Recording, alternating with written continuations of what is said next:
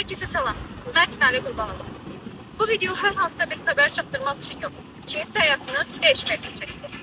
Hər üç qadından biri həyatı boyunca fiziki və ya cinsi zorakılığa məruz qalır. Sadəcə 2023-cü ildə Azərbaycanda 1200 qadın zorakılığa məruz qalır. Bu sadəcə bir rəqəm deyil, hər biri bir insan hekayəsidir. Bu videoda Dilərə Bağıyeva illərlə həyat yoldaşı tərəfindən zorakılığa məruz qaldığını və nəticədə 8 yaşlı qızının öldürüldüyünü danışır. Bu, Azərbaycanda məişət zorakılığının real nümunəsidir. Nə ediriksə başımıza gəlir yox. Nə başımıza gəlirsə onu edirik. Bəzən elə davranışlar var ki, biz onları istəməsək də öyrənirik.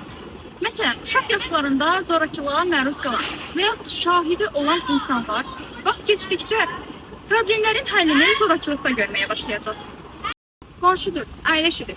Qarışmaq olmaz deməklə cəmiyyət zorakılığı görməsi Cəmiyyət qadına uşaqlarına görə döz dedikdə zorakıya dəstək verir.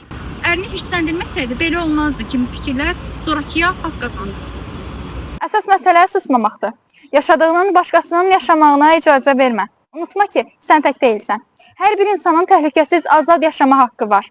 Bəzən bir mesaj, bir zəng, bir dəstək sənin həyatını qurtara bilər.